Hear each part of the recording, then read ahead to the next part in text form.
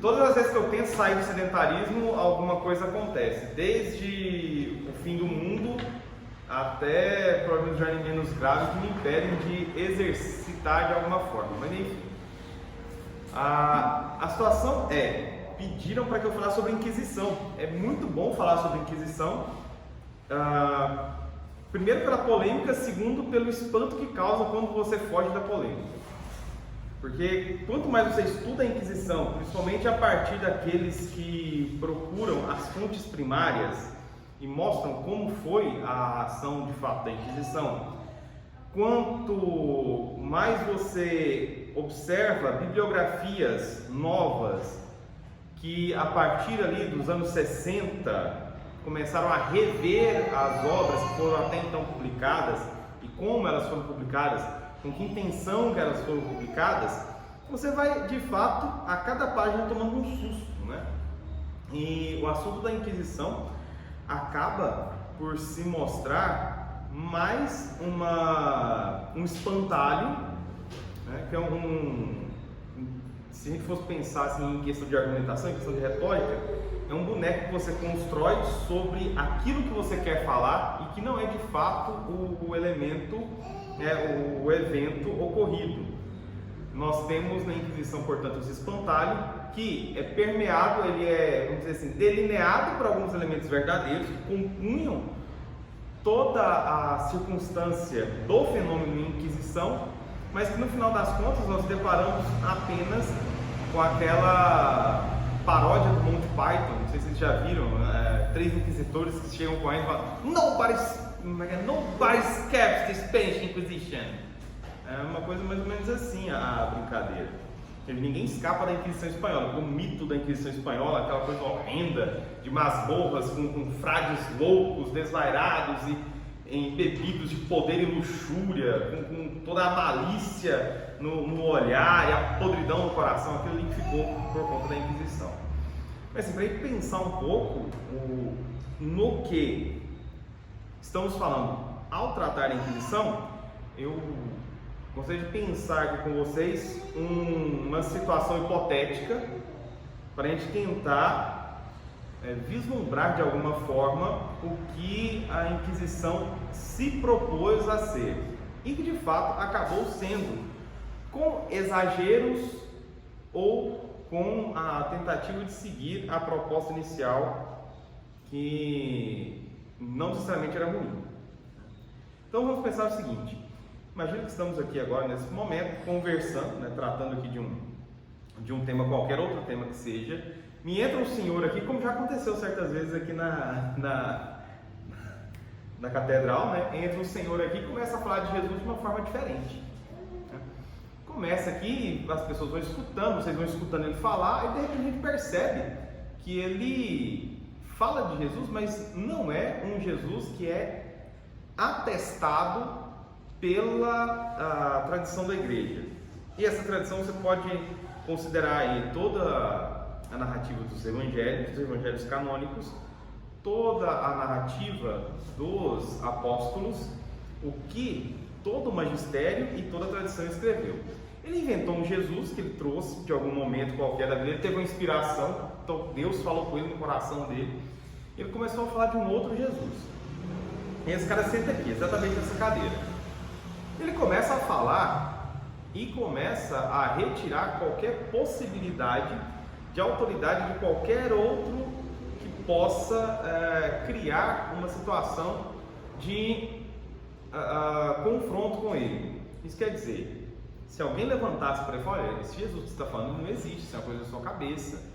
Ele começaria então a fazer joguetes de linguagem, criar situações retóricas para fazer com que nós viéssemos a pensar, né, que o que ele propõe é Jesus de verdade. Ele vem com umas ideias lá da Índia, um cara assim, Jesus era tipo um Buda, meio bicho grilo, assim, sabe, hipizão e tudo. Não gostava de nada do que a igreja coloca, porque a igreja ela é mala, a igreja é safada. A igreja está cheia só de padre boiola e de gente que quer dinheiro dos outros. Vamos esquecer disso, o negócio é o nosso Jesus bicho grilo. Um Jesus meio hipizão assim mesmo, sabe? Pega o São Francisco dos hippies, assim, né? Você já viu que toda lojinha de vibes tem um São Francisco carregando os passarinhos e tal. Pega aqui como Jesus, agora com aqueles negocinhos de hippie e tal. Esse cara vai falar desse Jesus. A nossa atitude com relação a esse cara, a gente poderia dividir em algumas. A primeira, a gente ia tentar conversar com ele. A gente ia conversar com ele, pô, cara, não é assim, né? Isso que você está falando não tá certo, você está viajando na maionese, não é dessa forma. A gente tem aqui todo o desenvolvimento do cristianismo seguindo a ortodoxia que foi deixada pelos apóstolos, né? E por aqueles que vieram depois dos apóstolos e tal, ele pode não aceitar. Ele não vai aceitar, e à medida que ele não aceita, ele vai criando uma certa aura de respeito e começa a conquistar a inteligência, né, e principalmente as paixões de cada um que estão aqui. Então vocês vão sair daqui todo mundo com Jesus bicho grilo na cabeça. Todo mundo. Aí depois de fazer isso, vocês vão sair daqui e vão começar a conversar com as pessoas que estão saindo da igreja. Terminado a missa aqui, vocês estão saindo, vão começar a levantar também essa mesma ideia do Jesus bicho grilo para a comunidade. Está saindo uma missa episcopal aqui, onde seja Dom João, Dom Dino celebrando, e ao sair vocês vão começar a pregar essa mesma doutrina desse cara aí, né?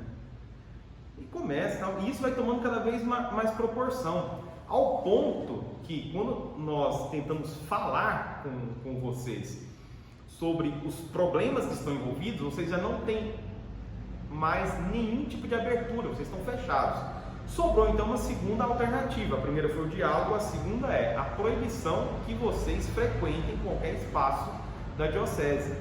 Só que, vamos lembrar que esse efeito de converter as pessoas, de convencer as pessoas ao sair da missa, esse efeito, ele tomou proporções ainda maiores, porque cada um ia levar isso para o seu cantinho. E quando a proibição saísse, de que vocês não poderiam pisar no território da catedral, de repente chegaria uma turba aqui, aí ela entraria com veemência, com certa ferocidade e tomaria a catedral. Tirava a cátedra do bispo, jogava na rua, lá no meio, assim, ia causar até um certo problema no trânsito, a SNTT ia vir, tá, não sei o quê. Na terceira hipótese, então, ou seja, a gente tentou conversar, não deu certo.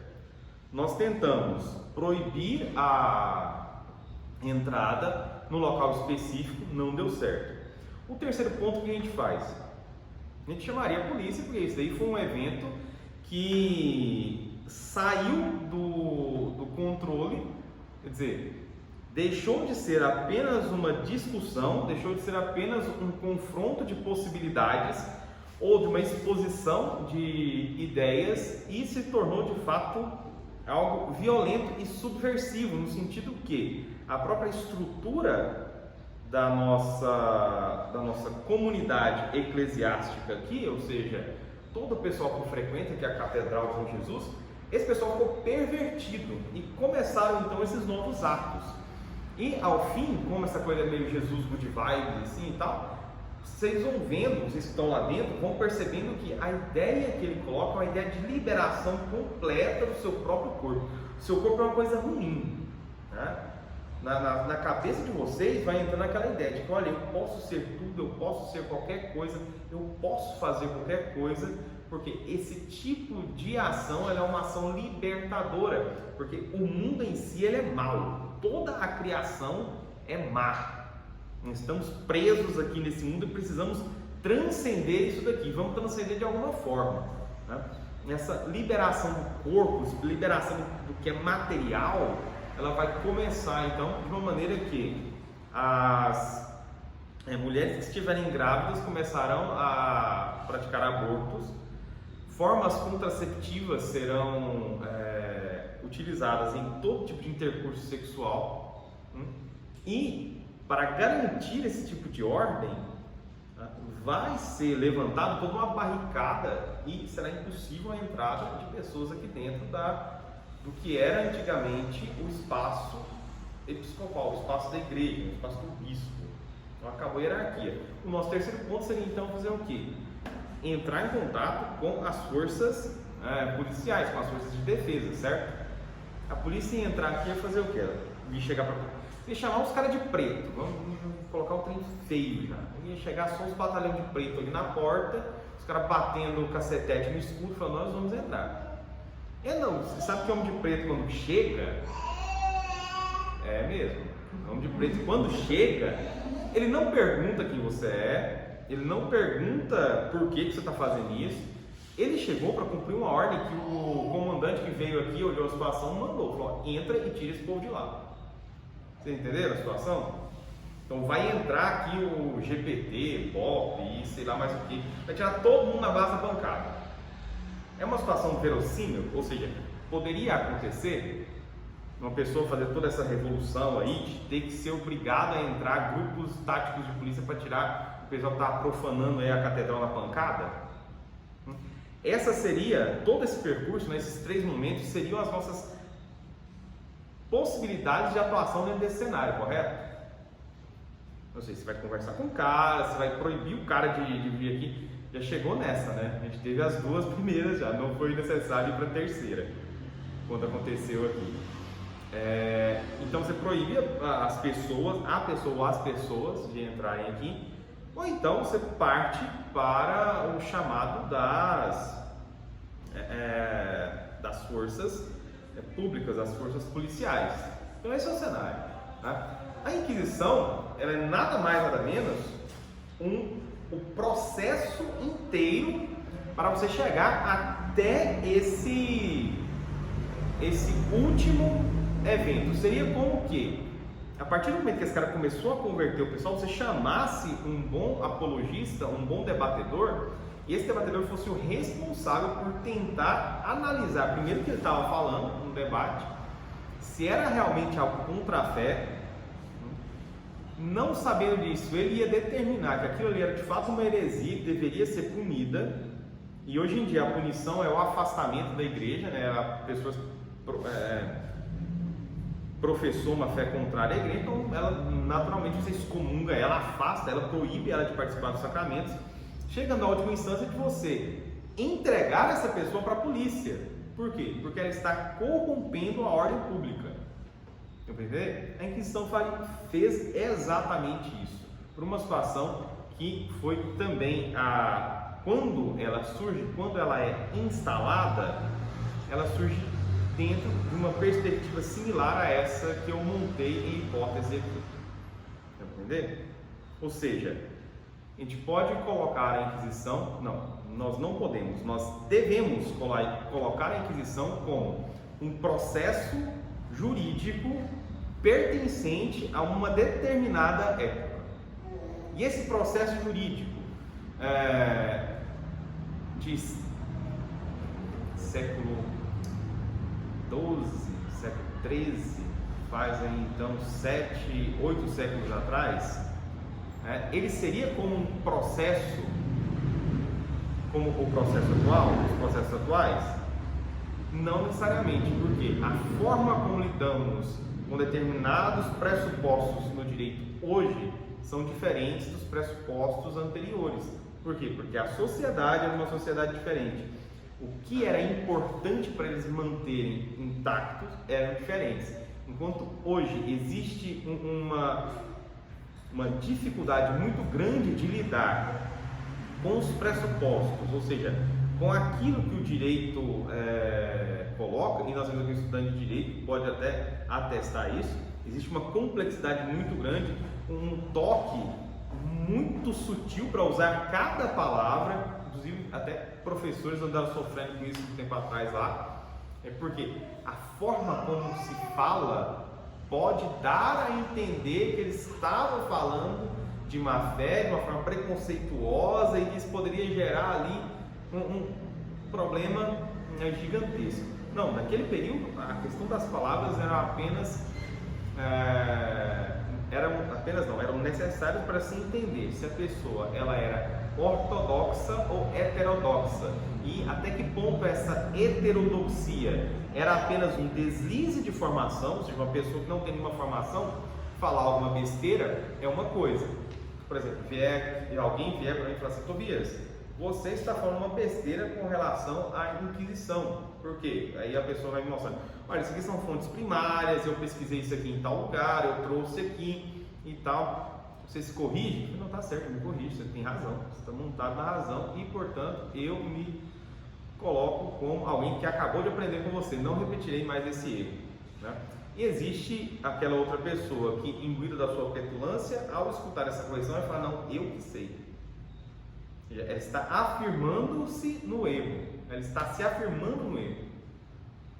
Tá melhor, ela está se afirmando no erro. São duas posições diferentes. Uma coisa é você errar sem saber, uma outra coisa é você proferir numa heresia, defender essa heresia e saber que você está fazendo toda a balbúrdia que estava a acontecer aqui na catedral. A Inquisição ela tratava dos dois casos, e para cada caso uma pena, para cada pena um tipo de situação muito específica até levá-la ali. Ficou claro aqui? Excelente. Então todo mundo entendeu que estamos tratando de processos, tá? Aí poderão perguntar, mas esse processo envolvia religião, né? E o direito não está separado da religião? Depende de que época estamos falando. Uma separação definitiva da Igreja e do Estado nós poderíamos colocar ali no marco do iluminismo, principalmente o iluminismo posterior à Revolução Francesa, né? Vai separar de fato. Por quê? Porque se nós formos observar os países europeus e até mesmo as colônias que se desenvolvem na América, elas terão um viés confessional e, em parte, as pessoas poderiam até apelar para isso em muitas coisas, porque nos tribunais até hoje se utiliza o juramento sobre a palavra de Deus. Eu tenho com a Bíblia na mão, né, com a mão sobre a Bíblia ali, entendeu? E até a própria Constituição ela é feita, uma das primeiras partes ali sobre o olhar de Deus. Coloca-se isso, ou seja, tem uma importância muito grande a religião até hoje, só que em alguns países esse elemento religioso ele é vinculado ao Estado, o que nós chamaríamos de Estado hoje, né? Esse elemento religioso ele é parte tão intrínseca do ser humano que ele não é pensado fora da vida cotidiana das pessoas, dá para entender? Essa coisa que nós temos, que é uma coisa extremamente moderna, completamente moderna, que é a seguinte: você vai para o seu trabalho, você trabalha ali num tribunal de justiça, você vai para o seu trabalho e quando você chega lá, você é obrigado a não ter nenhum tipo de perspectiva religiosa, você não pode ter nenhum tipo de expressão religiosa dentro do lugar, porque fere, vamos dizer assim, o Estado laico, né? Fere elementos próprios do direito. Mas se você entrar no tribunal tem uma cruz lá, mas enfim, fere, né? Essa é uma coisa completamente contemporânea, você deixar o seu chapéuzinho de cristão fora do trabalho, já um cabide ali para você colocar o chapéuzinho. Você está chegando, você tirou o chapéuzinho de cristão, colocou lá, agora não sou nada, entro, né? Quando sai do trabalho, pego o chapéuzinho de cristão, coloco de novo, vou para casa. Se eu saio de casa, vou no boteco, eu tiro o chapéuzinho de cristão, tem gente que tira só para aproveitar, né? O boteco melhor, mas o caso é, tiro o chapéuzinho de cristão, farrei que nem um cão, depois volta para casa, no outro dia cedo com ressaca, dando a Deus que não vai beber mais, coloca o chapéuzinho de cristão de novo. Por aí segue. Essa vida fragmentada é uma coisa contemporânea. Anteriormente, vamos colocar assim, desse período iluminista para trás, não havia essa fragmentação. O homem ele era uma criatura, um ente vivo que tinha a questão religiosa como elemento intrínseco de si, ou seja, ele não se desvinculava disso. Ou mesmo, o próprio Estado ele era composto desses elementos ritualísticos, né, e religiosos. Nós podemos fazer uma primeira regressão ao Estado romano, que o próprio Estado em si possuía uma religião, que a gente chamava de religião de Estado, na qual o próprio César, o próprio imperador, ele era divinizado, ele era um divo. Ele passava por um processo de apoteose, quer dizer, transformava-se em Deus. você tinha que prestar culto a ele. Tem cenas engraçadíssimas sobre isso, né? Cerimônias que as pessoas iam lá beijar a mão, beijar os pés do César, né? Calígula uma vez, inclusive, numa dessas cerimônias, ele saiu vestido igual uma louca, se passou dançando assim, foi embora, uns véus, assim, uma coisa maravilhosa, né? A antiguidade com suas peripécias. Então, tinham essas características. O Estado romano era assim, tá? Tanto é que agora, começando a entrar aqui no cristianismo, quando o cristianismo ganha uma certa expressão, as pessoas começam a olhar para o cristianismo como uma prática de impiedade, e isso era um crime gravíssimo. Impiedade é você não prestar os devidos cultos que o Estado manda, né, que o Império mandava, que era comum a todos. E aí é que a gente pode pensar o seguinte, mas haviam várias religiões dentro do Império Romano, mas elas eram o quê? Elas eram agregadas devido ao caráter politeísta do Império. Então, se o cara ia para a Gália, lá na Gália tem seus deuses diferentões lá, beleza. Nós temos o nosso panteão, mas agora vamos levar os deuses de vocês para o panteão também, que faz parte do Império. Só que nossos deuses são melhores que os de vocês, porque são deuses do Império. Mas podem continuar com seus deuses aí, desde que vocês façam os rituais que sejam necessários, tudo bem. Para o cristão isso é um problema, porque isso daí você cai, o cristão e o judeu também sofreu um pouco por isso. Para o cristão isso daí é você cair em idolatria. E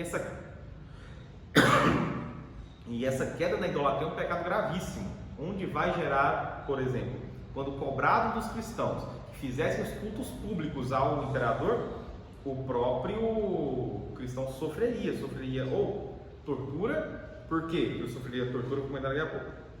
Tortura, exílio ou pena de morte, né? Por não colaborar, por não acreditar e não realizar os cultos aos deuses. Não teria nenhum problema adorar Jesus. Estou nem aí se você adora um cara que morreu lá na Judéia. Você pode adorar quem você quiser, mas o problema é que você também tem que adorar o imperador. E o cristão não faria isso. Se fizesse, ele tinha que se resolver depois para pedir admissão à igreja, né? A mesma coisa no nosso caso aqui. O pessoal foi afastado, excomungado, colocado para fora, né? Perdeu os laços, porque de fato cometeu uma idolatria, né? Então veja, o cristão passa por isso por não se adequar, mas o problema, a questão é, o cristianismo, ele, na ordem pública, além desse fator de não prestar o culto imperial, ele não interfere em mais nada. Tanto é que o cristianismo ele se espalha de uma forma muito interessante e que é completamente diferente da outra grande religião monoteísta que surge posteriormente, que é o Islã. O cristianismo ele se espalha, a conversão ao cristianismo ela se dá pela pregação, pelo exemplo, não pela imposição. Não pela imposição. Tanto é que existe todo, até mesmo quando a gente chegar aqui no período das navegações e tal, vão chegar nos lugares, vocês veem que da parte dos religiosos, o trabalho a ser feito é um trabalho de catequese. Você tinha que entrar no meio. Jesuíta naquela época era a criatura mais sangue nos olhos que existia. Enfiava no meio do mato, trepava em qualquer coisa, enfurnava no meio das bagunceiras só para achar índio. O que eles faziam quando achavam? Ia catequizar. E o que é? Oh, você acredita em Deus? A gente vai. Não, é entrar no meio da tribo, entender a tribo, começar a se relacionar com eles e catequizar mesmo, transformar aquele pessoal em cristão, tá? A parte de perseguição, a parte de maus tratos, etc., se dá por outros fatores, que é principalmente o fator próprio da empresa mercantil, que é você conseguir mão de obra para trabalho e você tomar terras. É um outro fator. Tá? Mas retomando, o cristão então ele entra nessa característica e quando vê que já não é mais possível impedir o cristianismo de existir no império, ao ponto que teve um historiador certa vez, acho que foi o Daniel Hopes mesmo, desse livro aqui, ele escreveu certa vez que se você retirasse todos os cristãos do palácio do imperador, ele ficaria sozinho. Todo o pessoal já era cristianizado. Então, como você faria para lidar com isso? Você ia acabar com a corte? você acabar com o seu império. Então, o que acontece? Em 313, Constantino vai assinar o famoso Édito de Milão em um diálogo com outro membro da corte romana. E nesse Édito de Milão, o cristianismo se tornará uma religião possível de existir dentro do Império Unido. Em 380, outro imperador, e aqui é importante que esse erro é muito comum, tem gente que diz Constantino que fez isso, mas o catolicismo se tornará a religião oficial do Império em 380, com o imperador Teodósio, a partir do Édito de Tessalônica.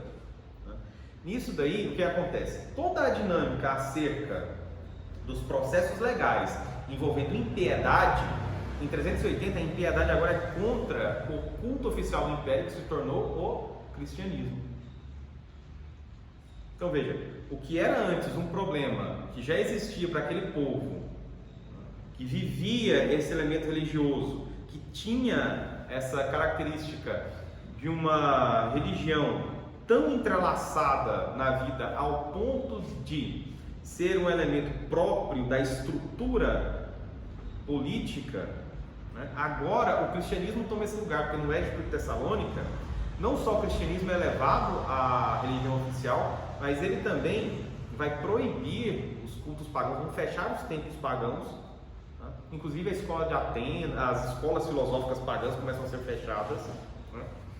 E nesse momento a impiedade agora é a forma de trato que você dá para o cristianismo. E a questão aqui nem é, se você é pagão, continua sendo pagão, vai lá. Mas se você é cristão e comete alguma heresia, né, cria algum problema dentro do cristianismo, dentro das bases do que é determinado ali pelo cristianismo, então você cria um problema. O que aconteceu, por exemplo, com Ário, o grande herege Ário? Ou possivelmente a gente pode colocar Nestório, um outro herege, um outro heresiarca, ou então o Eutiques, outro herege famoso, Marcião, né? O que acontece com o pessoal? Os donatistas, por exemplo, todos são julgados a partir dessa noção de que eles estão colocando para as pessoas, né, uma nova possibilidade de Jesus, literalmente. Ário vai dizer que Jesus é um semideus, grosso modo. Nestório vai dizer que Jesus não tinha características humanas, né? Eutiques vai dizer que Jesus ele só possuía uma natureza, né? E o Marcião ali vai fazer uma salada de fruta tão absurda, inclusive onde vai chegar aqui daqui a pouco os nossos elementos europeus dessa questão da impiedade. Então veja, todos esses hereges foram punidos, né? Seguindo o que? Agora vamos voltar ao processo. Seguindo o elemento legal que havia dentro do Império. O elemento legal, ou seja, as leis que já estavam em vigor e foram apenas agora aplicadas dentro da nova perspectiva religiosa que se tinha, que era a perspectiva cristã. Que elementos eram esses, né? Você tem todo um processo montado, você julga aquilo que está sendo exposto. A pessoa ela tem toda a capacidade, possibilidade de se defender, e ela não é simplesmente acusada, ela pode montar uma defesa, e isso vai ser julgado a partir ali das condições, e enfim vão ser colocadas as penas, né? Em alguns casos, o direito romano previa, inclusive, a possibilidade de você utilizar a tortura contra algumas pessoas, principalmente contra os escravos dessas pessoas, para que pudessem retirar informações que porventura fossem omitidas.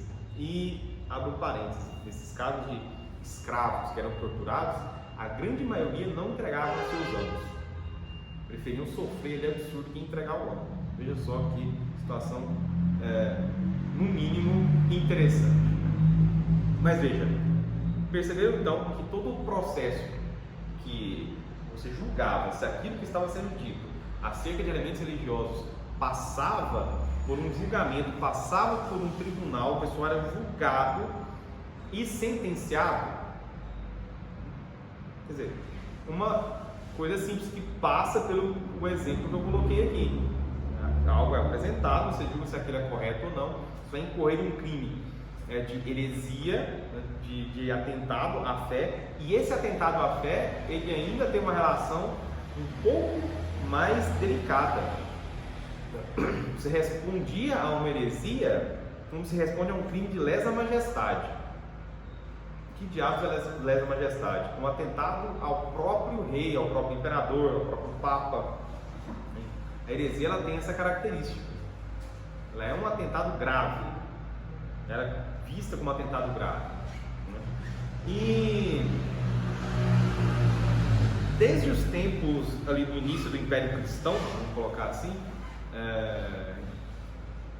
desde ali dos primeiros concílios, né? O concílio de Éfeso, quando foi julgar o caso dos arianos, né?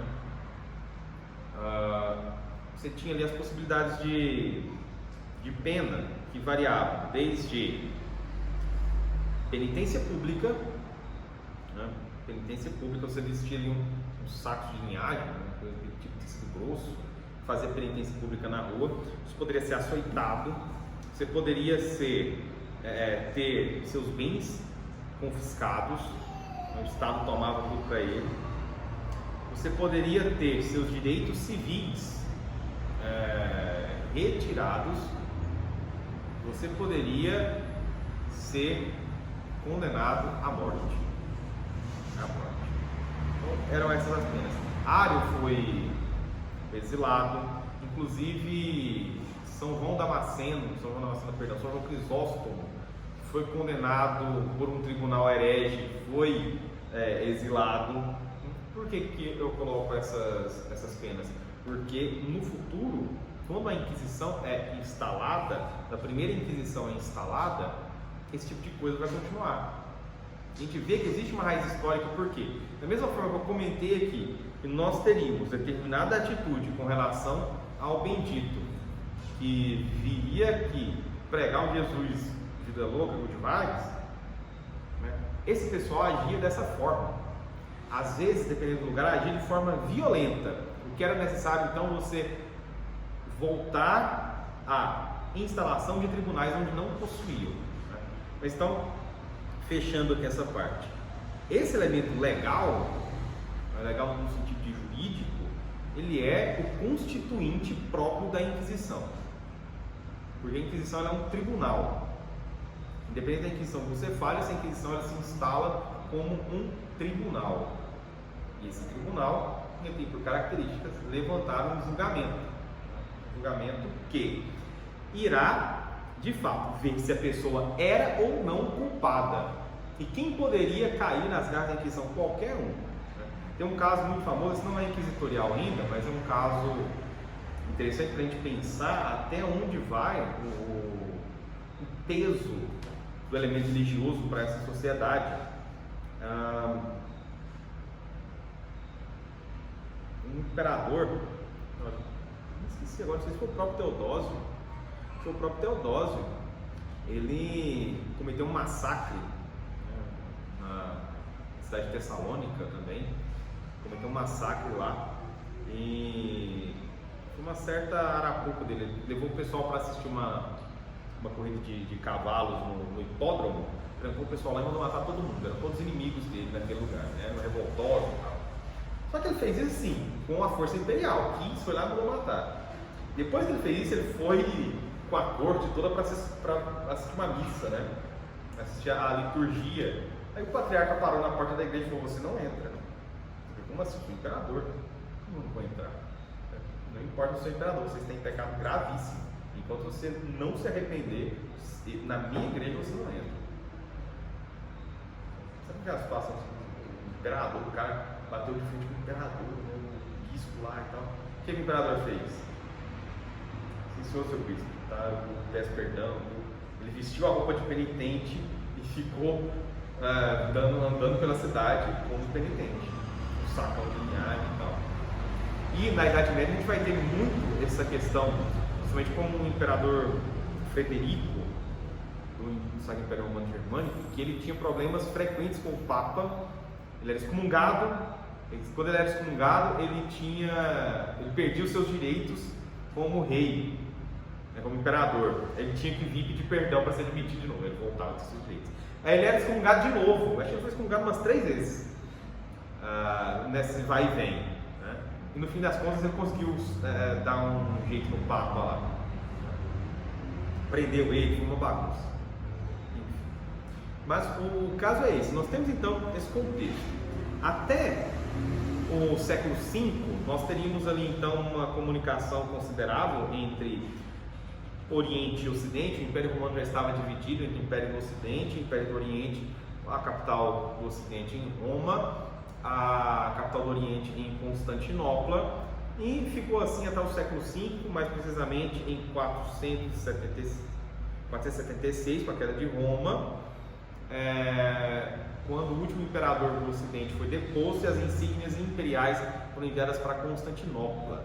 É o período que a gente chama aqui, são as invasões bárbaras, que vão reformular o território europeu que antes era o território do Império Romano.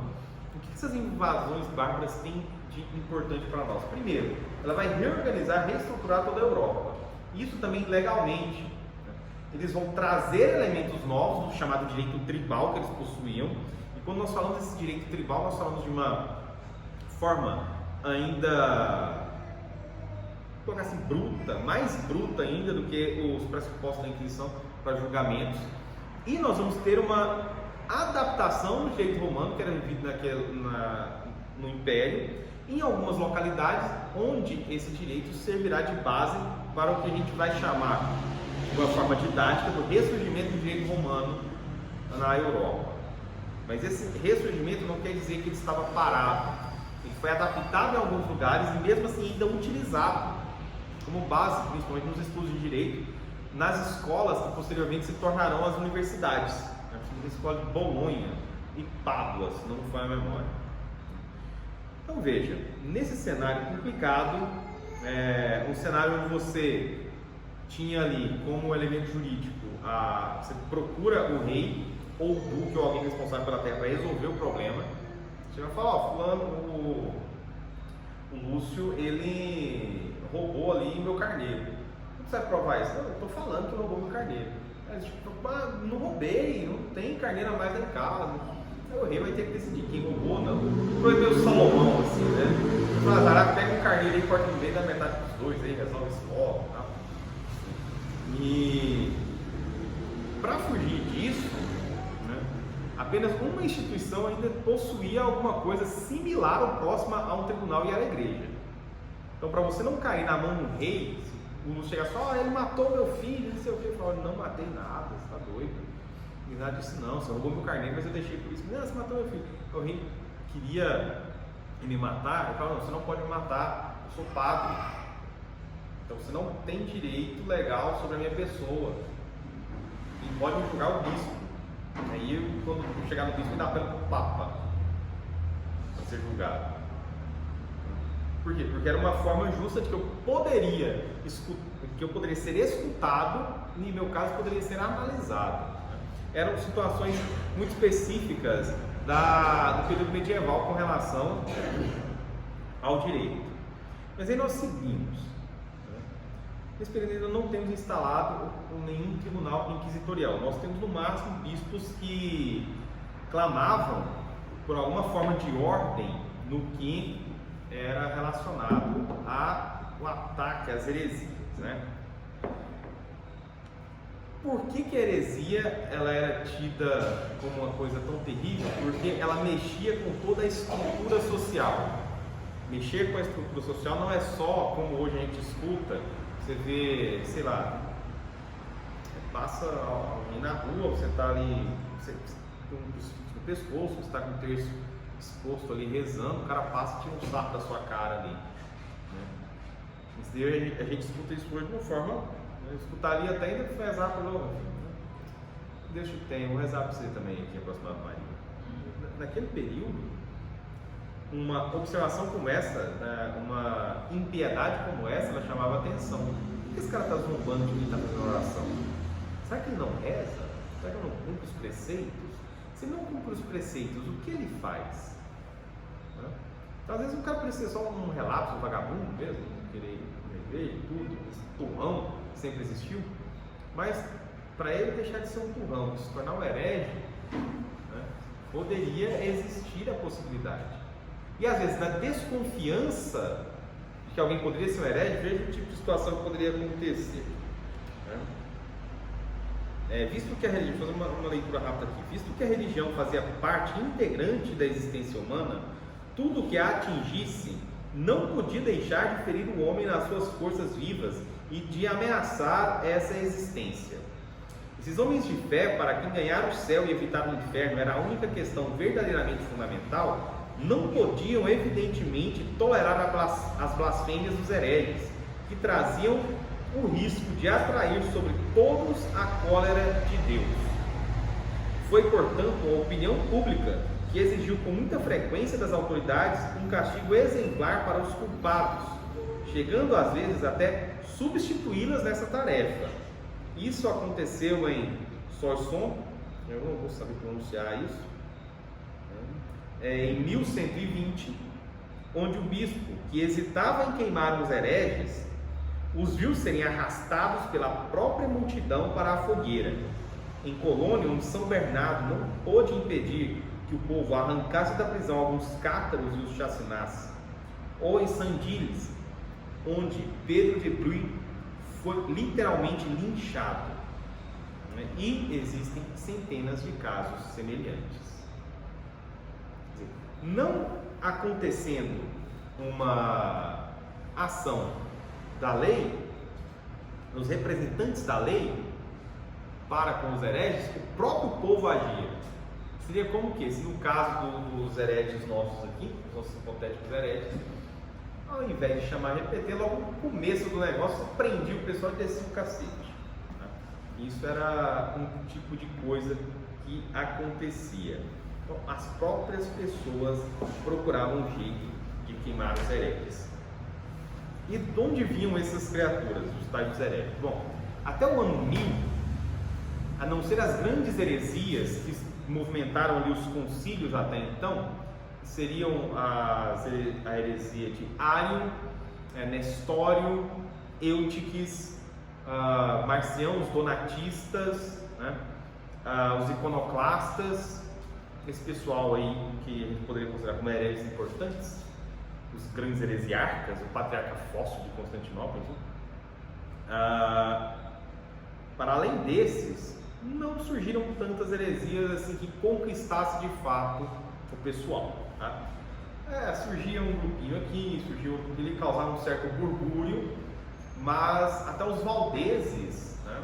Os valdeses eram um tipo de pessoa que Valdo, né, o pregador, ele conquistou uma galera tão grande, que a heresia não conseguiu ser extinta, e os valdeses eles se esconderam, mantendo por muitos séculos uma chamada igreja valdesa, que existia ali nas regiões francesas e tal. Mas aconteceu que, por volta ali do ano 1000, século XII, vai surgir uma nova heresia, essa perigosíssima, que é a doutrina dos cátaros. Essa heresia ela é a responsável pela instalação dos tribunais da Inquisição. Por quê? Porque ela se espalhou de uma forma tão incrível, ela aproveita de momentos e situações muito peculiares que fizeram com que elas espalhassem como um rastilho de pólvora. Então, os cátaros eles viam toda a hierarquia eclesiástica como uma coisa absurda. Elas não deveriam existir daquela forma, elas deveriam ser abolidas da forma como ela é colocada, porque elas usurpam, elas estão criando situações que não eram situações evangélicas. O evangelho não queria aquela corte papal, aquele luxo todo dos cardeais, né? Inclusive a gente escuta esse tipo de coisa com frequência. hoje, né, na verdade, escuta isso. A igreja não precisa disso. Por quê? Né, então, aí começa aí, né? Segundo, ele vai falar assim, veja bem, a igreja, além de tudo, ela mente. Por quê? Porque ela diz que a criação, ela é obra de Deus, mas a criação não é obra de Deus. Os cátaros, eles têm uma perspectiva maniqueísta, quer dizer, é dualista. Existe um princípio mal e um princípio bom. O princípio bom é Deus mesmo, de fato. Deus que criou as coisas espirituais, as coisas imateriais. E nós vivíamos ali em uma situação, nós éramos almas que habitávamos ali um mundo etéreo, um mundo espiritual, e fomos corrompidas, porque surgiu então uma coisa chamada matéria, devido à relação criada entre as entidades desse plano espiritual, que era um plano hierárquico, né? Começava ali por Deus, iam descendo alguns eons em grupo, em pares, né? E de repente desses eons, né, tinha uma que era a bendita da Sofia, que ela queria encontrar esse Pai Supremo, intocável, só que não conseguindo, ela acabou gerando por todo esse desespero uma matéria, e existia dentro desse grupo também um eon específico com o nome de Demiurgo. Esse Demiurgo vai fazer o quê? Ele vai pegar essa matéria, ele vai dar forma a essa matéria, né? E isso que ele vai formar, o quê? Isso que ele vai criar o quê? É o mundo que a gente vive. Quer dizer, esse Demiurgo é o Deus mau, criador, é o Deus que fala no Antigo Testamento. Isso a igreja mente, a igreja não conta isso. O mundo é mau, o mundo é horrível. Nós temos que nos purificar desse mundo, ter uma vida vegana, vegetariana, por exemplo. Estou falando sério, tinha isso. Você tem que se purgar disso, né? Você tem que ter ali uma austeridade, ser paupérrimos, né? Você tem que ser uma pessoa que é contra a procriação, porque quando você procria, você está aprisionando novas almas aqui, ou mesmo você está fazendo com que almas que poderiam ir para o mundo espiritual ficarem presas aqui, porque a reencarnação é algo possível. Que horror, né, meu filho? Isso é uma tragédia, isso é uma coisa idiota, né? Eu também concordo plenamente, você está certo. Então, veja bem, como que a gente vai então propagar a vida se a gente pode ficar prendendo as pessoas aqui, né? Então vamos lutar contra essa hierarquia, vamos entender o mundo nessa dualidade bem e mal, essas duas forças que são atuantes no mundo, né, entre o Demiurgo e Deus de fato, e vamos escutar o que Jesus, o grande perfeito, o grande espírito positivo, né, o espírito iluminado, o espírito perfeito, ele que veio aqui e mostrou para nós o que aconteceu, o que é essa libertação, e ensinou só para alguns. Isso ele não ensinou para todo mundo, não. Jesus, ele ensinou isso em segredo, ele não contou para todo mundo. É isso que está no Evangelho aqui. Isso aqui é para o povão. Mas para nós nos tornarmos cátaros perfeitos, né, puros, temos que ser iniciados nesse estudo, temos que ter muita meditação, temos que alcançar um estado de paz de espírito suficiente, e que, se for o caso, se alguém tiver essa coragem máxima de tirar a própria vida, então vai se desencarnar logo e ir para o plano espiritual. Veja que coisa bonita. A ideia dos cátaros passavam por isso. Eu não me esqueço que certa vez, alguns bons anos atrás, quando eu fazia umas visitas de depois da aula na casa do Manuel Pestana, eu morava lá em cima, perto da Badinha ali, já vem bispo emérito, que conversavam sobre essa coisa dos cátaros, né? Os cátaros eram horríveis, Por quê? Porque essa conversa deles, ela é muito fácil de ser comprada dentro de um determinado contexto. Veja que o arianismo, quando coloca Jesus como semideus, ele é muito fácil de ser absorvido, né, pelas pessoas, porque é mais fácil você entender essa coisa de intermediário de Deus, do que Deus também com o Pai e com o Filho, porque a Trindade é uma coisa que eu nem vou entrar aqui no mérito para não proferir nenhuma heresia. E se eu falasse alguma heresia, já deixo claro a todos que verem isso possivelmente, se eu faço uma heresia sobre a Trindade, não seria uma defesa pessoal disso, seria apenas burrice. O caso você tinha uma situação complicada, o ano 1000 foi, se vocês pegarem para estudar o que foi o século 11 e o século 12 na história da igreja, vocês vão ver que a igreja sobrevive por milagre de Deus, porque o tanto de desgraça que tem ali é triste, tá? Você vai ver papa tirando, bispo tirando papa, matando papa e colocando outro papa, aí vem outra família lá e quer aquele cardeal como papa, vai aquele rodízio papal assim, você não sabe quem mais é o papa, uma bagunça infernal, até que chega uma ordem, né? Graças a Deus, passou. Tudo isso por quê? Por causa das brigas envolvendo ali, que era mais importante, poder espiritual, poder temporal e a visibilidade dos cargos eclesiásticos como cargos políticos. É muito bom você ter uma família boa, o caso de Santo Tomás de Aquino. A família de Santo Tomás de Aquino não queria que ele fosse para a ordem dos mendicantes, a ordem de frei. Meu filho não vai ser frei, eu sou de uma família importante, meu filho vai ser abade de um mosteiro riquíssimo. Eu não estou nem aí para isso, eu vou com os pregadores mesmo. Mas o caso nesse contexto, onde uma população tem certa desconfiança com a igreja, né, com a hierarquia, onde a população tem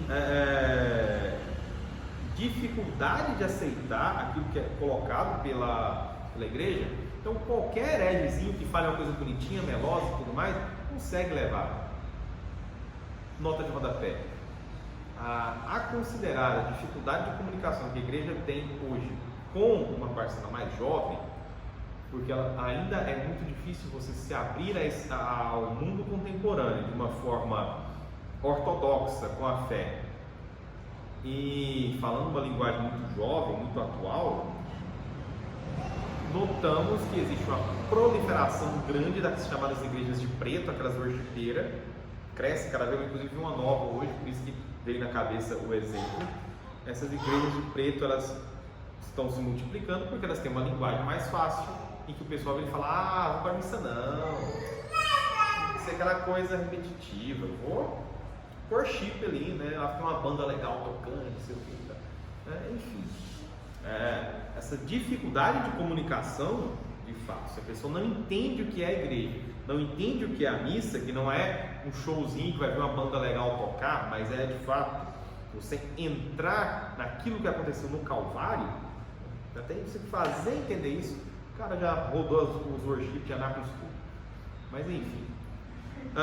E essa dificuldade, ela faz com que as pessoas aceitem isso bem. E o sul da França tinha que ser França. O sul da França foi praticamente tomado pelos cátaros. Então, uma pessoa não falava: veja, os cátaros tinham práticas terríveis. Práticas terríveis. Eles eram contra a procriação, né? Então, para ser contra a procriação, você chega a casos de métodos de contracepção, todos válidos, desde intercurso sexual por orifícios não reprodutivos, até mesmo atos homossexuais. Isso não é uma coisa bem vista pelos cátaros. A purificação, ela consta também no abandono próprio dos prazeres da carne. Mas olha, se você vai fazer, você não aguenta, você não é um perfeito, né? Se você ainda é um simpatizante, porque eles tinham um grau, né? Você era um simpatizante, quem gostava, achava bonitinho, você fala: nossa, beleza, o pessoal é tão bom. Ou você era um crente que já começava a praticar aquilo ali que eles propunham, ou você era um perfeito, pelas pessoas que já estavam em graus avançados de purificação, né? Que já estavam ali só esperando a hora da morte para desencarnar mesmo e ir para o pleno lá. Então, se fosse para ter uma relação sexual, que fosse uma forma de relação não reprodutiva. Se acontecesse de ocorrer a gravidez, que se realizasse o aborto. E eu não esqueço que o Manuel comentou que havia casos deles se castrarem,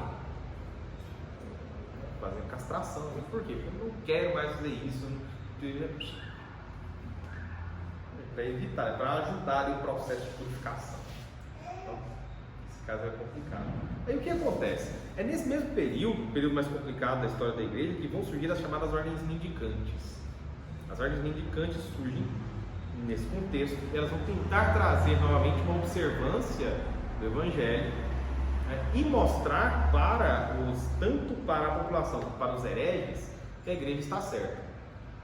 Então, os dominicanos principalmente, né, depois os franciscanos são chamados também para isso, mas os dominicanos, inclusive, eles vão ganhar o apelido de Dominicanes, os cães de Deus, porque eles passam a servir a igreja, seja com intelecto, provavelmente como professores, sejam como inquisitores. O inquisitor tem que ser o quê?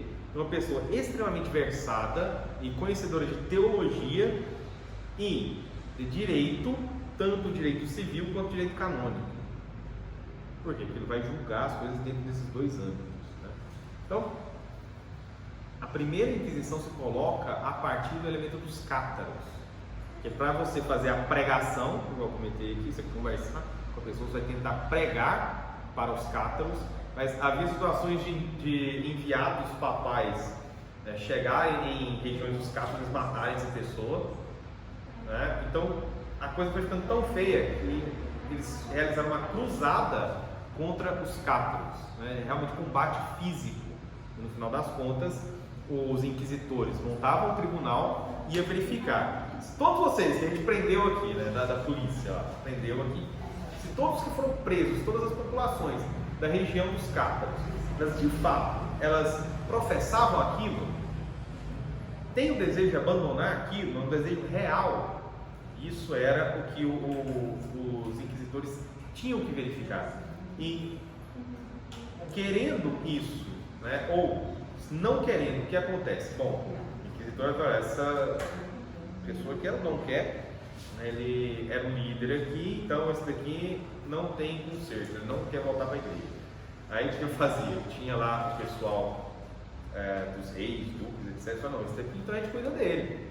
O que o direito previa para esse tipo de coisa? O que a legislação previa? Previa nada mais nada menos que pena capital. E a pena capital, como era prevista dentro do esquema jurídico deles, poderia ser tanto vários tipos de execução, como a própria grande figura da Inquisição, que é a fogueira, botar os caras na fogueira. Só que aí, a Inquisição dos Cátaros, ela é uma das inquisições que foram criadas. A Inquisição como fenômeno, né, como um elemento que existiu dentro da história, ela é fragmentada, porque são várias inquisições que foram instaladas. E cada uma tinha uma forma específica de ação por um motivo muito específico. E nisso daqui a gente pode vir aqui no textinho do Rino Camarieri. Esse livro é um livro mais didático que eu já vi sobre o assunto. É sensacional. Então, veja bem, a primeira Inquisição, essa que eu mencionei, a Inquisição medieval, ela surge principalmente para combater o problema colocado pela heresia cátara.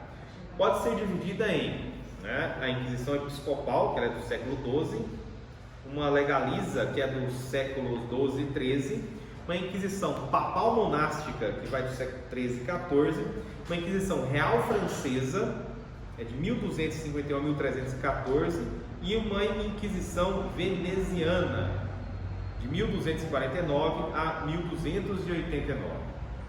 Depois nós vamos para um segundo bloco inquisitorial, que é a Inquisição Espanhola. A Inquisição Espanhola, que dura de 1478 a 1834. É um organismo governamental criado para resolver os particulares problemas ibéricos colocados pela coexistência no mesmo território de cristãos, judeus e muçulmanos. O básico da Inquisição Espanhola enfrentava denúncia de cristão novo com prática judaizante. O que é isso? O cara que se convertia ao cristianismo, era judeu, se convertia ao cristianismo e continuava com as práticas judaicas. Se ele se converteu ao cristianismo, ele não é mais judeu, então a Inquisição tinha direito sobre ele. Se ele fosse judeu, aí ia acontecer como aconteceu na época dos reis católicos. Olha, judeus vão todos embora daqui, não querendo saber de judeus na Espanha, então tudo embora. Os que ficaram tinham que se converter, e se convertiam não poderiam praticar o judaísmo escondido, seria uma forma de heresia, porque estavam batizados, e não poderiam ter práticas judaizantes, né? Então essa é a Inquisição Espanhola. Você tem a chamada Inquisição Romana, que é a que se tornou puramente chamada Congregação do Santo Ofício, hoje conhecido como Congregação para a Doutrina da Fé. Ela surge em 1542 e operou apenas na Itália e era contra a difusão do protestantismo. Essa teve certo sucesso na Itália, porque foi uma região que por muito tempo ficou, digamos assim, blindada com relação ao protestantismo, surgimento do protestantismo. Então veja, a Inquisição tinha essa característica de tribunal. Ela tinha uma característica de atuação contra problemas específicos, problemas que se colocaram para aquela sociedade relacionados à sua perspectiva religiosa de uma forma muito grave, e ela atuava de uma determinada forma. A considerar o tempo que eu tenho aqui, poucos minutos, para encerrar uma hora do dito, eu vou comentar aqui alguns detalhes. Primeiro, com relação aos procedimentos inquisitoriais, né? O inquisitor, alguém para ser colocado como inquisitor, já mencionei que tinha que ser uma pessoa versada em teologia, direito comum e canônico, tinha que ser uma pessoa de certa idade, já com 40 anos de idade, não poderia ter nenhum tipo de relação com a pessoa que poderia estar sob julgamento, e o principal, uma pessoa notoriamente ilibada, quer dizer, não pudesse se imputar nada contra ela. Uma outra nota de rodapé: esse tipo de norma da conduta, de ser uma pessoa versada em teologia, direito comum e canônico, é norma, inclusive, até hoje, né, e de moral indiscutível, é norma até hoje para o tribunal episcopal, né, para os tribunais que a diocese monta.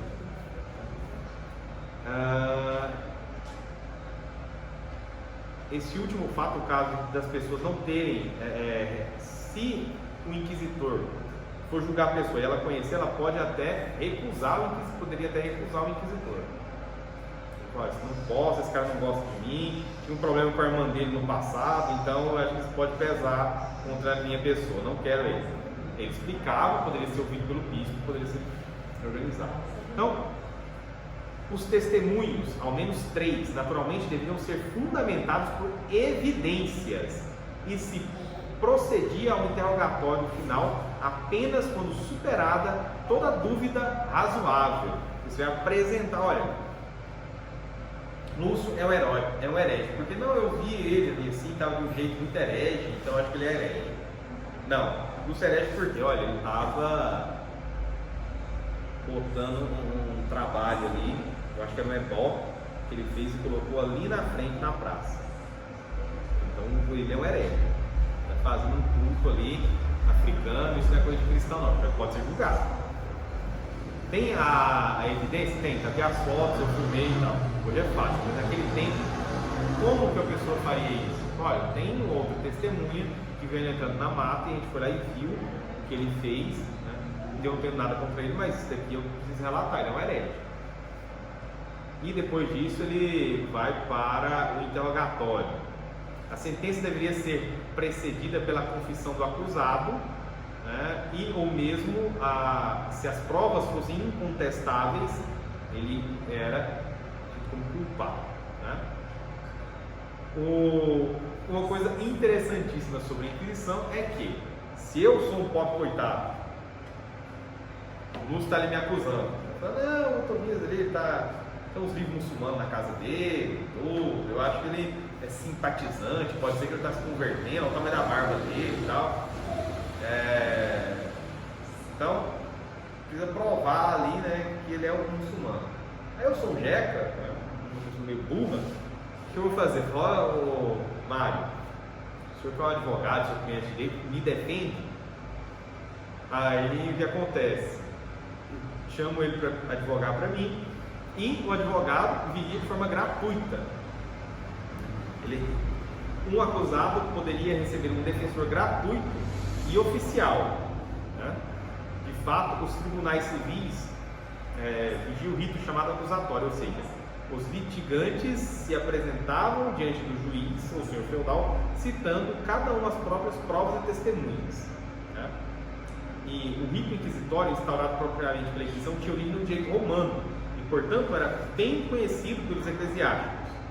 No caso, a Inquisição valia-se desses elementos e eu poderia conseguir meu defensor dentro de todo o processo. Acontece que a situação ela ficou um pouco complicada, né? Estão querendo acreditar em mim, mas não estão. De fato, eu tinha uns livros muçulmanos lá em casa, né? Até eu explicar que eu não rezava virado para a Meca, não ia demorar muita coisa. O que poderia acontecer se me vissem numa situação muito complicada? Poderiam me torturar. E essa tortura vem do quê? Porque o pessoal é mau e tal? Não necessariamente. A tortura era parte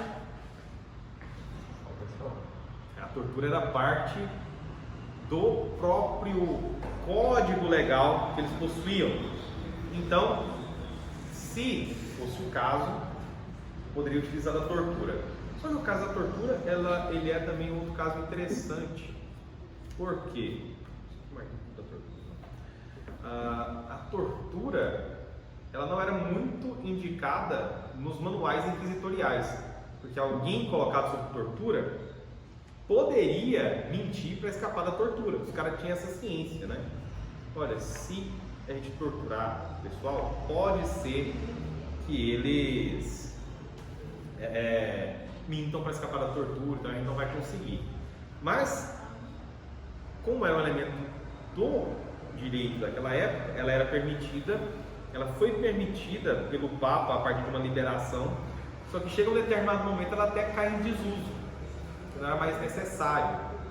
Você só prendia a pessoa e poderia fazer um interrogatório, vários interrogatórios, porque o principal para o inquisitor era conversar repetidamente com a pessoa, principalmente para a pessoa não cair em contradição. Ou se era um herege de fato, o herege ele utilizava vários tipos de traquejos retóricos para não confessar. Inclusive, ele não confessava e ele não ia contra a própria consciência errônea, mas ele não negava aquilo que ele acreditava. Mas ele tentava ludibriar os inquisitores. Então, veja o seguinte, sobre as torturas, um problema terrível, e aqui é engraçado, é onde a gente vê quanto o elemento midiático, ele criou uma Inquisição que é distante da Inquisição real. Vocês podem ver ali os autos de fé, né, que estão sendo queimados em praça pública e tudo, que é coisa horrenda, desgraçada, né?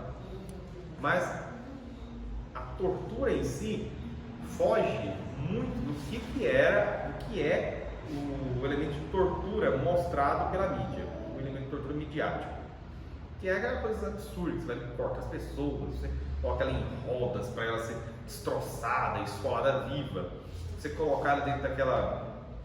Você ouviu aquela dama de ferro? Vamos falar da dama de ferro, Iron Maiden, não a banda, mas tipo um sarcófago com um monte de estaca. Aquilo ali nem na época existia, nem na época da Inquisição medieval existia. Tem um outro instrumento de tortura da Inquisição que é chamada pera da angústia. Já ouviu falar disso? Já?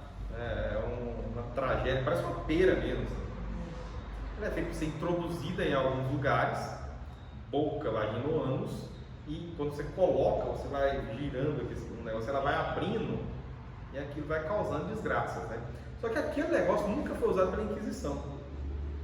Não tem registro daquilo em nenhum processo inquisitorial. Você acha registro disso usado por, se não me engano, ele era usado por marinheiros. E o local principal de aplicação era na boca, desgramar a boca do cara, né? Como a gente sabe disso? Porque os processos inquisitoriais eles eram muito bem registrados. Então, por exemplo, o que eram os tipos de tortura que a gente via nos processos inquisitoriais?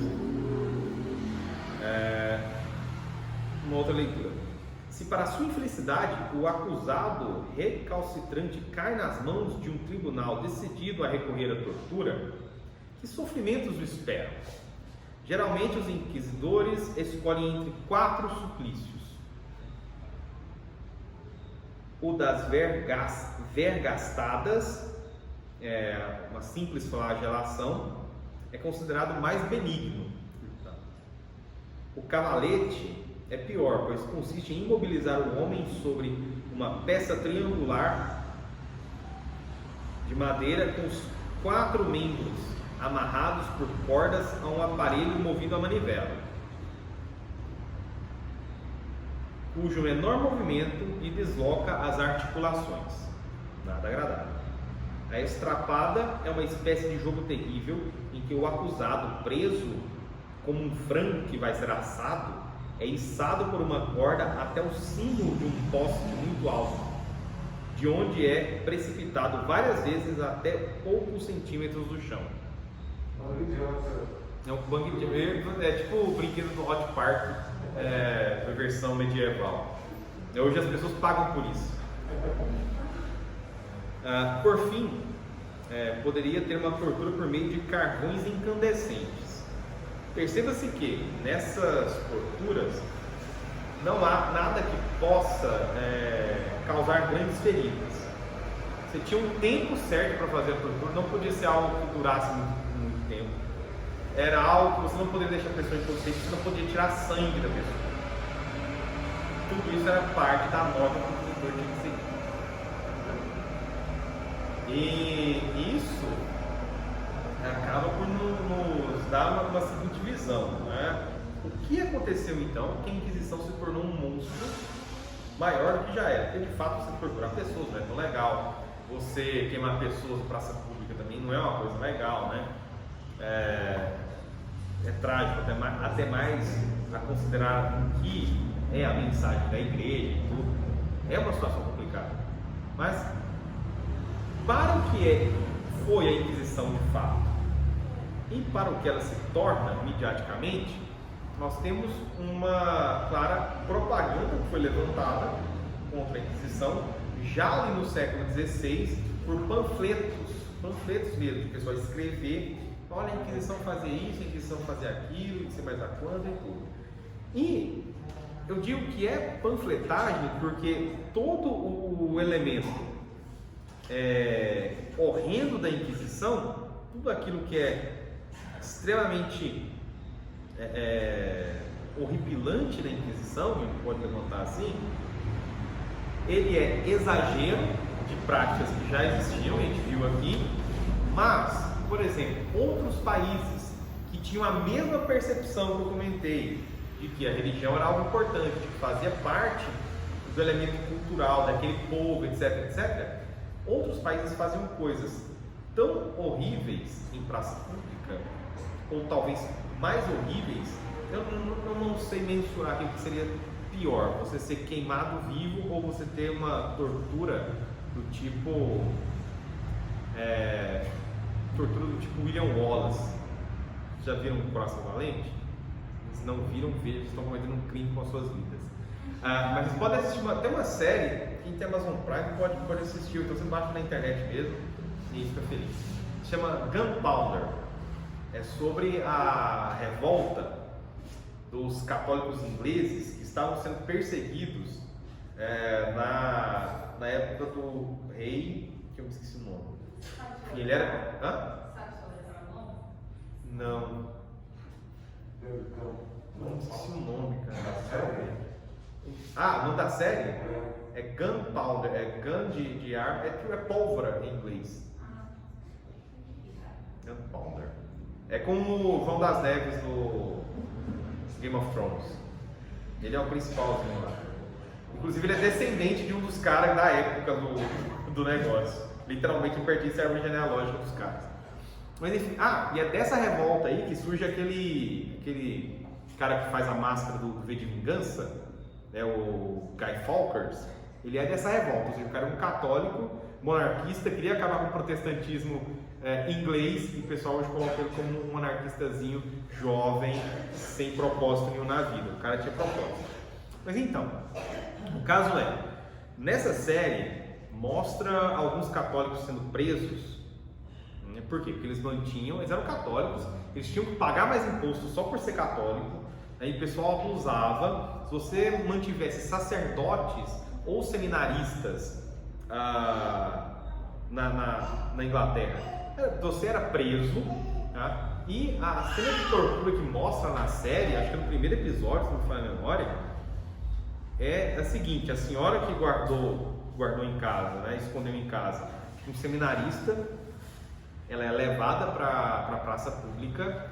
Na praça pública ela é colocada nua, é uma senhora velha, e a tortura que eles colocaram, inclusive, eu nunca tinha visto. Colocam umas pedras no chão, colocam ela para deitar em cima dessas pedras, depois colocam uma barra de metal muito pesada sobre o corpo dela, assim.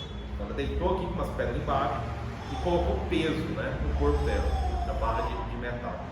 Só que, não satisfeita, eles vão colocando mais peso até ela ficar, ou seja, ela vai se ferindo pelas pedras e aquele peso vai sufocando ela. Assim, praça pública, bonitinho ali, tá? Até que ela morre, né? Tanto de peso pelos ferimentos. O segundo caso, que é o caso do seminarista, ele é estripado, além de apanhar pra caramba, né, condenado, ele é estripado. Sabe o que é isso? É literalmente, você vai abrir a barriga do cara e puxar a tripa para fora. Por isso que eu falei que a tortura do William Wallace, porque é o que dá a entender, não mostra, mas é o que fica explícito na cena da tortura dele. Então, abre a barriga do rapaz, puxa os bofs dele para fora, né, joga as tripas para fora, você vai desmembrando o corpo dele e chega até o momento que o carrasco lá, ele pega uma faca, termina de abrir o tórax dele e enfia a mão e arranca o coração. Sem braço. Esse tipo de prática, por exemplo, a gente não vê comentários sobre elas. Elas eram mais cruéis que as torturas inquisitoriais, que por sinal não colocavam tantas pessoas assim para serem condenadas à morte, né? A porcentagem das pessoas condenadas à morte são baixas em compensação ao que é colocado, né? Muito baixas, inclusive. Quem tiver a possibilidade de comprar esse livro, aqui na apresentação que o professor Ricardo da Costa fez, ele colocou uma tabela comentando aqui os números totais de julgamentos entre 1540 e 1700 nos tribunais espanhóis, e façam as contas aí, entre 87 mil julgamentos, isso desconsiderando aqueles que são acusados e que não são julgados, né? Não vão nem a julgamento. De 87 mil, as execuções são pelo menos 1.303. Se você vai a algum congresso de faculdade, pessoalmente fala, milhares de pessoas foram mortas pela Inquisição. A Inquisição quase acabou com as mulheres da Europa e por aí vai. Então, o que aconteceu? A Inquisição foi uma peça de propaganda importantíssima para os estados nacionais que nasciam justamente com as revoltas protestantes.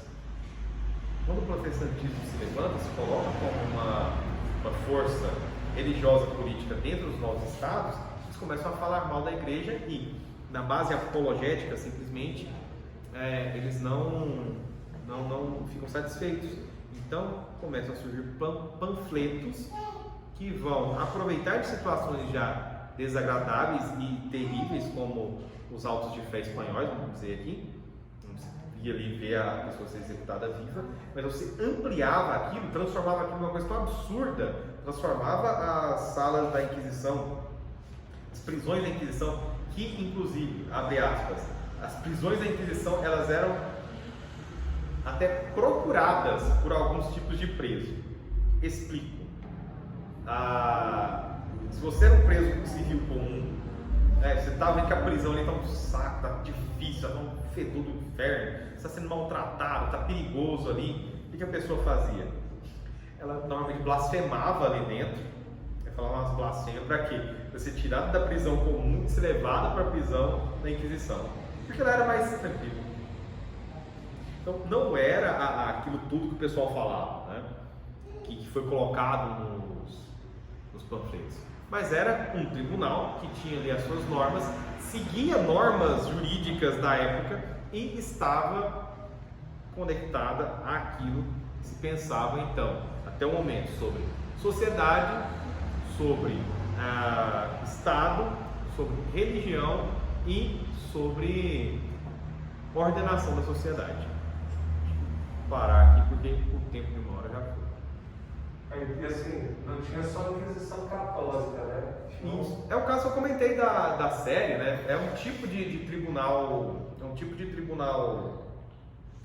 similar à Inquisição. A Inquisição acaba se tornando um nome bem específico para a gente falar do Tribunal Católico, né? Mas a gente pode colocar também como inquisições protestantes, ou práticas de tribunais eclesiásticos protestantes. Vou colocar aqui um elemento aqui que é interessante.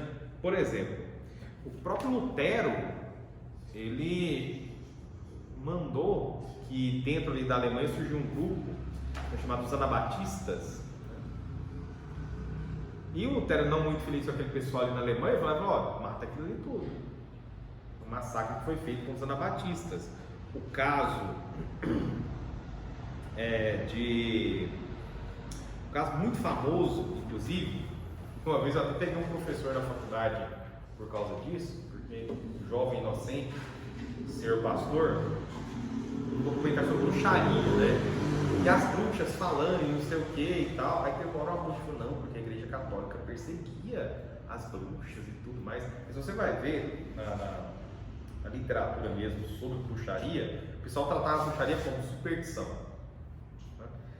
Inclusive, abro outra nota de rodapé. A Inquisição esteve aqui em Goiás, em determinado momento, não me engano, no século XVIII, século XIX, fim do século XVIII e século XIX. Perdoem o lapso com a data, mas a questão é que a Inquisição passou por aqui e ela levou uns caras presos para interrogatório.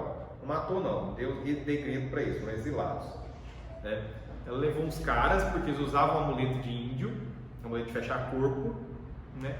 E levaram os padres. Levaram uns padres que estavam aqui aprontando. Já ouviu falar em padre solicitante? Não? Aquele padre safadinho, quando você vai para o confessionário, começa a se engraçar, aí fala assim: olha, eu te dou a absolvição, você deixa eu pegar na sua perna. Te dou a absolvição, se acontecer tal coisa entre a gente. Isso é um padre solicitante. Então tinha uns aqui em Goiás, levaram tudo embora. A Inquisição levou. A Inquisição aqui em Goiás ela foi muito mais interessante do que se pensa, né? Fez foi livrar a gente de alguns problemas aí, graças a Deus. Aí o caso então esse, por exemplo, o cara que estava com um amuleto de fechar corpo, é tido como, poderia ser visto como bruxaria, mas é tido como superstição. Então ele é levado, passa por um interrogatório, aí o cara vê assim: não, isso é só um pobre coitado, e bota ele para fazer um trabalho ali, o degré dele para a África, enfim. Coisa acontecia. A bruxaria era vista dessa forma pela Inquisição, aqui tanto a Inquisição espanhola como a Inquisição portuguesa também, né? Os tribunais portugueses inquisitoriais. E caso diferente, foi um caso que é famoso, tem até filme, que é o caso das bruxas de Salem. Você ouviu falar? As bruxas de Salem são um exemplo de tribunais, de um tribunal montado por países de confissão protestante, pelos mesmos motivos que a Igreja Católica montou os dela. Só que a bruxa de Salem fica assim, ninguém lembra. Aí o professor falou, nossa, tá vendo? Ela tá criticando a Igreja Católica. Eu falei, professor, conhece o caso das bruxas de Salem? Não, é um caso que os protestantes fizeram lá na cidade de Salem, nos Estados Unidos. Julgaram lá umas menininhas que estavam dizendo que estavam vendo capeta, que era bruxa, não sei o quê, botaram tudo na fogueira. Não, mas não sei o quê, desviou o assunto, continuou coisa. Então, isso aconteceu muito. Aqui no livro do Hino, tem alguns casos de bruxaria que ele vai comentar, que é inclusive muito interessante. Esse é a bruxa de San Miniato. Vale a pena olhar. Mas a ideia da bruxaria é essa. O que é?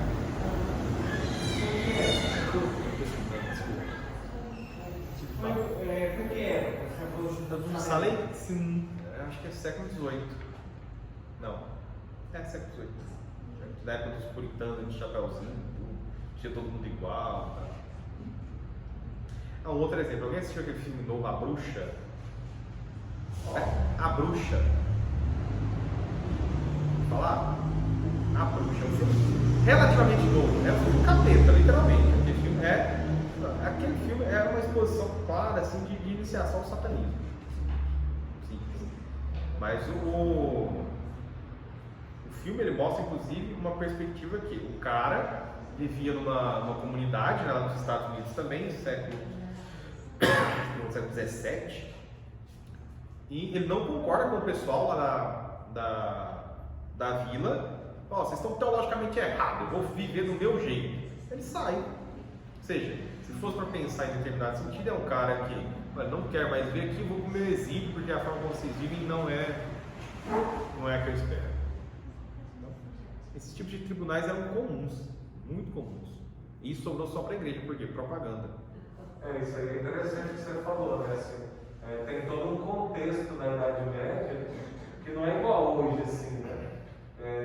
Mas assim, aí quem pegou fama foi só a Igreja Católica, né? Assim, a igreja matou milhões, eu já vi gente falar que a igreja matou bilhões. Hoje em dia a população mundial é de 8 bilhões, né? A igreja matou bilhões, então acabou com a vida do planeta. Não, a primeira vez que eu vi assim, mano, esse pessoal fala muita besteira. Eu tava numa apresentação lá na faculdade, falando porque na Idade Média a Igreja Católica com a Inquisição matou milhões de mulheres. Eu falei, porra, peraí. Isso tem na Idade Média, isso tem um monte de guerra, né? Guerrinha, tudo quanto é lado, de correndo, tudo quanto é canto. Você tem peste negra, matou 1/3 da população. E você tem Inquisição, que vai lá e mata mais milhões. Pô, não sobrou mulher na Idade Média, como eles reproduziram? Se for comprar mulher na África, antes do tempo da escravidão, se for comprar mulher dos árabes, como? Com osmose, brotamento, não dá, as contas são todas erradas. Então o contexto é esse. E a perspectiva que a gente tem que ter é mais ou menos dentro daquela noção que eu coloquei no princípio, né? É pensar mesmo que havia um elemento jurídico, desse elemento jurídico nós temos os desdobramentos dele no tempo, né? Esse desdobramento no tempo foi o que criou a Inquisição. E não é falar assim, nossa, a Inquisição é a coisa mais linda do mundo. Não é, mas dentro de determinadas circunstâncias, ela foi um elemento necessário e aquilo que poderia ter sido feito para melhor conduzir a situação. Isso é Inquisição. É aquele negócio assim, teve, não teve. Ninguém fala que não teve nada de errado. Mas assim, como o pessoal pinta, é assim, como se ela fosse toda errada. Como se ela fosse o STF hoje. Não era. Eu trocava os 12 ministros lá para os 3 inquisitores bravos assim. E, tranquilo. E as recomendações desse livro do Rino, que eu falei bastante, é extremamente didático, muito bom, tem ali, e outra, o Rino trabalha com historiadores que pesquisaram em fontes primárias, tá? Aí você fala, mas ele tá mentindo, não, pega as fontes que ele usou e brigue com ele, porque ele tá com a fonte na mão. Esse daqui é principalmente para quem gosta de direito. Isso é importante, essa questão assim, de fonte primária, né? Porque às vezes a gente, alguém falou que o outro falou, né? Tem muita citação, por exemplo, de historiador judeu que trabalha na Inquisição e de historiador. Ele vira e fala assim, olha, nem um pouco historiador protestante, historiador ateu, ele fala assim, eles não são nem um pouco partidários da Igreja Católica para estar querendo colocar alguma coisa de uma forma bonitinha para a Igreja Católica. Esse daqui, Inquisição e Seu Mundo, ele é principalmente para quem é do campo do direito, para entender a Inquisição dentro de um esquema legal, esse é o livro. Essa aqui é uma edição velha, ele é do João Bernardino Gonzaga, essa edição aqui é de quanto? 93, segunda edição. Atualmente ele tem uma edição nova vendida pela Quadrante, editora Quadrante. A Inquisição e Seu Mundo. Esse outro aqui é parte de uma série da Igreja das Catedrais das Cruzadas, é o volume 3, uma série de 10. Ele tem um trechinho muito bom sobre a Inquisição e resolvi trazer também. Mas na editora também, a editora Eclésia, tem mais 2 livros sobre a Inquisição. Um se chama Inquisição, Tribunal de Misericórdia, e o outro acho que é só Inquisição mesmo. E trata também do assunto de uma forma muito, muito interessante. Escreveu um livro também sobre a aquisição. Ah, é verdade. Vou explicar aqui. Para quem não sabe nada, é cru de tudo, né, e não quiser comprar isso aqui, pode comprar o Felipe Aquino. É uma síntese de tudo. O Felipe Aquino é um pouco mais grosso. Mas é muito fácil de ler. É tranquilo. Só que se você. Aí fica uma ideia. Se você leu, por exemplo, esses 3 livros aqui, você vai pegar o Felipe Aquino para ler e você fica com preguiça. Porque ele é o que ele usa. Por exemplo, o Daniel Holtz ele cita com muita frequência, esse João Bernardino Gonzaga ele cita com muita frequência, as atas do simpósio sobre a Inquisição que foram feitos no Vaticano, o Papa falou, a igreja tem tanto medo, fica escondendo tantas coisas que ele fala, olha, entra, pega aí o que vocês quiserem, que vocês precisarem, aí pode pesquisar. Fala o que foi a Inquisição. Aí deixa gente de tudo quando é categoria entrar, pesquisar, né? Aí depois de tudo isso você tem ali atas do simpósio da Inquisição, que é o que o pessoal está mostrando que é a Inquisição. Nada com a lenda negra que é montada. Foi montada aí pelo panfletário que surge nos países protestantes. Isso aí. Isso aí? Alguém quer perguntar alguma coisa? Pode falar, gente, não tem problema não. A não ser que ele embora logo, já tá tarde. Não pode falar, gente. Assim, o professor já me falou, o professor de uma vez me falou na sala de aula que os países, tipo assim, os países que foram colonizados católicos são subdesenvolvidos, os países que foram colonizados pelos protestantes são desenvolvidos. Então, assim, ele falou que a Igreja Católica meio que deixa um pouco pobre, sabe? Engraçado, a África do Sul é um país rico.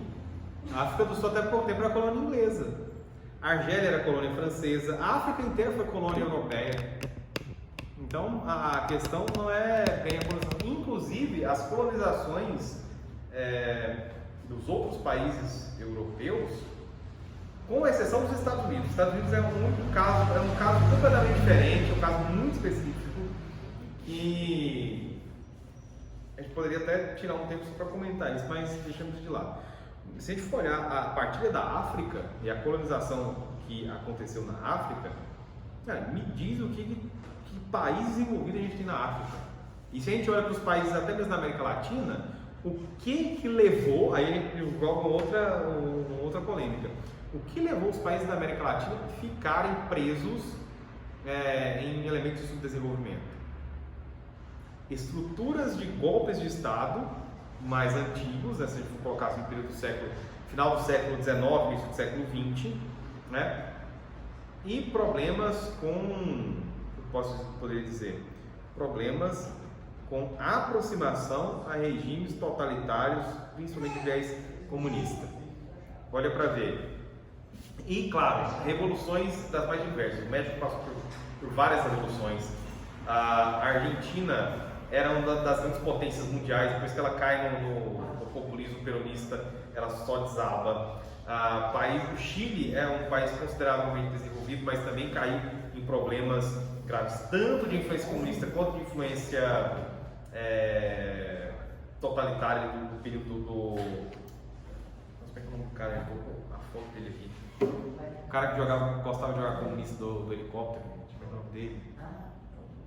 Um ditador chileno. Allende. Não, é o outro. Pinochet. Eu gostava de jogar comunista do helicóptero, eu gostava de jogar comunista para passear. Mas, enfim, a África, você observa a situação que ela é ainda pior que essa, porque os próprios governos coloniais desgraçaram o lugar. Pesquisa em um determinado momento sobre o que foi a colonização belga no Congo. E, por exemplo, você pega ali o filme do Tarzan, novo, né? O cara que está ali mexendo com a colonização, ele anda com 1/3, né?